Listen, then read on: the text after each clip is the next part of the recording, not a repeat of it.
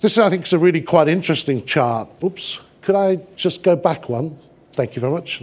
So what this does, if you look at the, forgive me, I'm slightly colourblind, but purple or pink bar, what this does is actually look at of the businesses who, how far in advance did they prepare? Sort of 3 years or more, 18 months to 3 years, a year to 18 months, less than a year. And it's looking at those businesses, and of those, it's showing that just under 80% who prepared well in advance felt they prospered, slightly more, 18 months to 3 years. But clearly, it goes down, obviously, for those that didn't make any preparations. But also contrast it with another question that was asked, which was, in your opinion, did your organisation prosper, or did it make any difference? And actually what's interesting, the correlation is those that didn't make any special preparations felt it made no difference, which I think that's just an interesting correlation there. And overall, so we then asked people around the sort of technology angle, and 84% of them thought they were sufficiently well prepared, and it just breaks down there in terms of percentages, so what sort of preparations did you take? So unsurprisingly, you'd expect a lot of people to have to hire extra temporary staff. You'd expect people to put a lot of emphasis into some specific sales and marketing campaigns for the games. You kind of also expect, given what you've heard, people to look at the flexible working services for staff. But it just gives an interesting view then of also about other areas that clearly are linked to that. So this is a sort of set of lead things, I'd say, and then support things like call centre capacity, making sure that their supply chain management were fit for purpose, that they had either directly or indirectly the ability to provide multilingual support and sales services. In terms of the split by sector, some of this data just seems logical to me. There's one point here which I find strange, is clearly retail was obviously most likely to see this as a business opportunity, and on average had one of the longest preparation times. What was interesting from the data, and I think we need to look at this again, is that actually the logistics was the least likely to prosper for the games, and actually spent less time on average than preparing, and it was one of the lowest of all the sectors, which I thought was quite intriguing, and I'd like to try and get to the bottom of that, but that's what the data showed us. In terms of overall, businesses saw an average of 12.5 average increase in sales during the games, and this was businesses sort of in that area, not direct, i.e. next door to the games, but within a reasonable area. And as you would expect, there was a spread. But obviously, 5 or 6 months afterwards, a lot of them still felt that on average, they had a 9% increase. And that gives you the breakdown there. And we're happy to provide the data in terms of those 27% have increased more than 25%, et cetera. So the 12.5 is actually during the games, and after the games was, as I said, end of September. Okay, we then sort of asked the question in terms of, if you had to name one thing, what was a legacy benefit to you from the games? These were the top answers. Obviously, a logical one is that if sales continue to be higher, that's a great legacy benefit. And a lot of them did see the benefit of the infrastructure they put in place in order to support the games. Next one.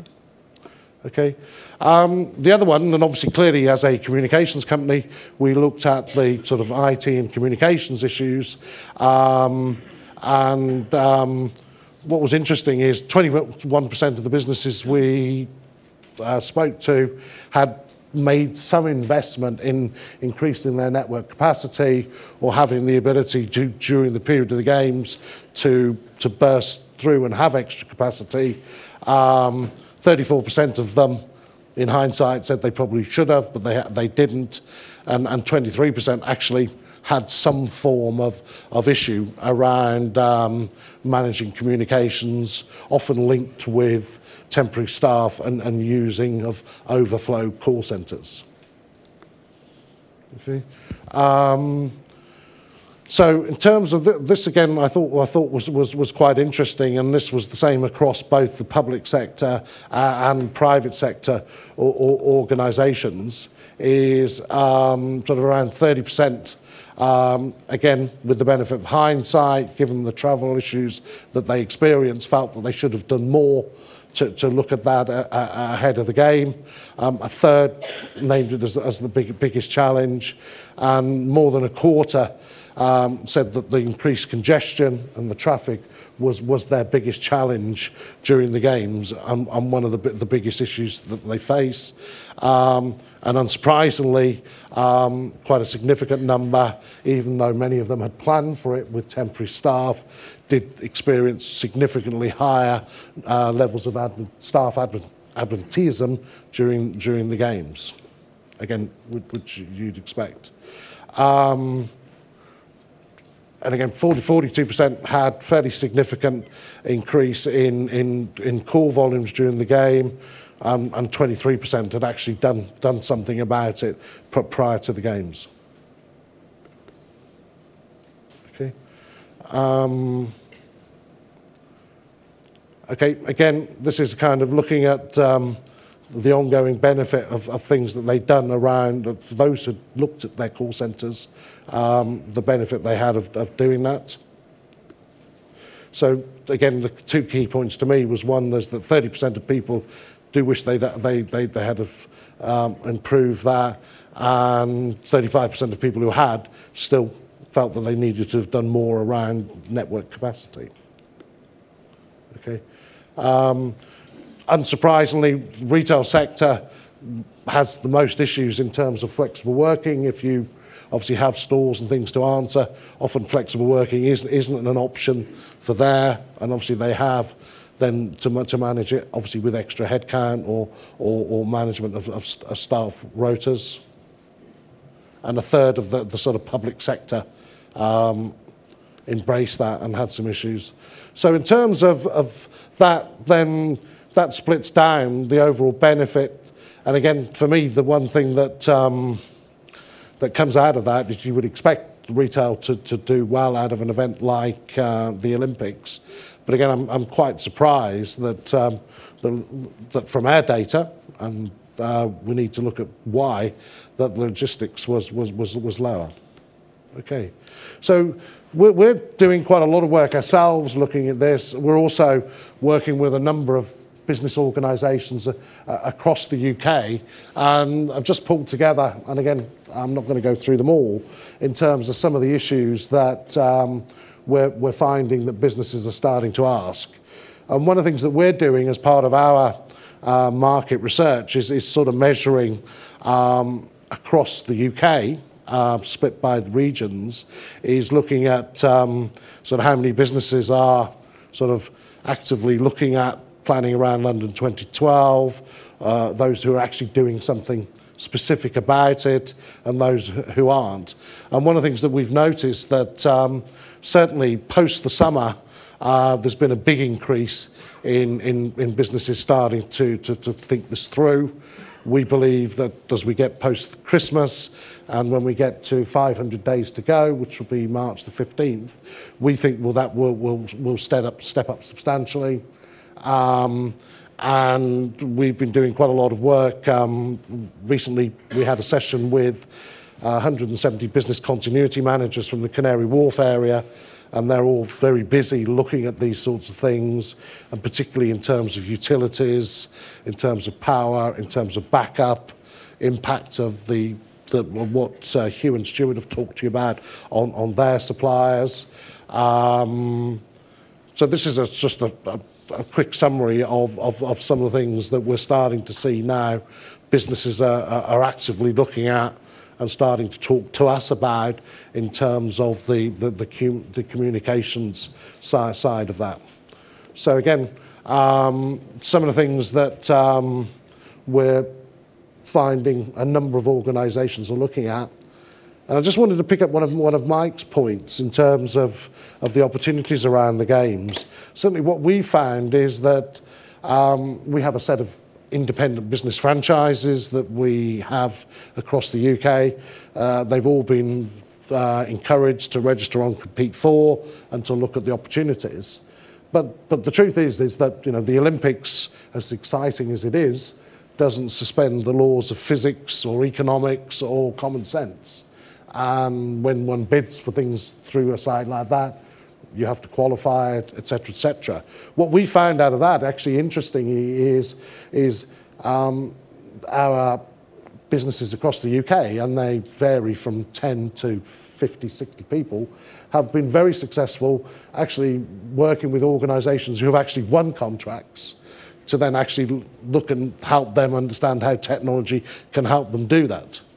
The second piece is they've also actually been very engaged with the 600 and odd organisations who are bidding to be training camps across the UK.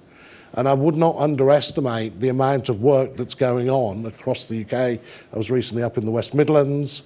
I'm in the West next week, snow permitting, and there's a huge amount of work going on to make sure that the people in those areas benefit from the games.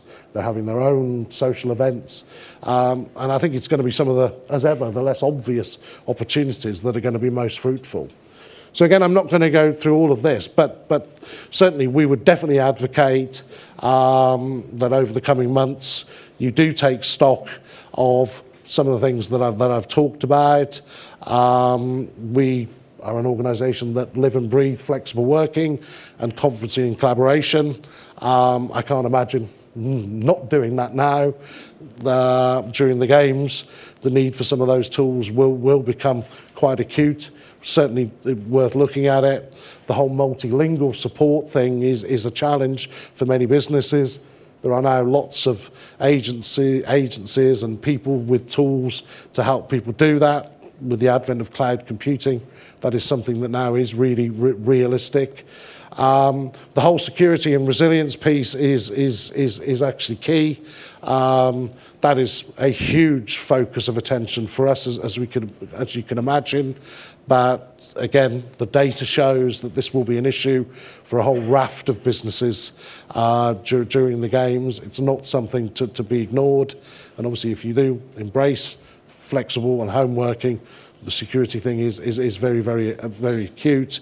And again, as you saw from the data in terms of Vancouver, as one does have sales and marketing campaigns, which increasingly does have an online component, again, you need to make sure that you can support that. The other thing that I would just finish off by saying is there is a lot of data around and a lot of organisations that have given this a lot of thought and are providing, I think, some very valuable information. You've heard about what the ODA are doing and what London Business Network are doing. If you're in the retail or hospitality business, Visit Britain and Visit London, I think, have done some excellent work with their Tourism 2012 site. And a lot of the trade associations and things have done a lot of work. There's some good thinking there, which is available, again, if you were to ask.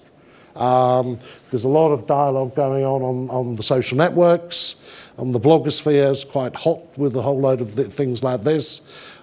We, together with Cisco, are supporting a discussion forum on LinkedIn, which has really quite shocked me as this started, was the twinkle in somebody's eye, not mine, but in somebody's eye, just how much traffic and debate is going on. So there is stuff out there to help. There is no need to reinvent the wheel. A lot of this stuff exists.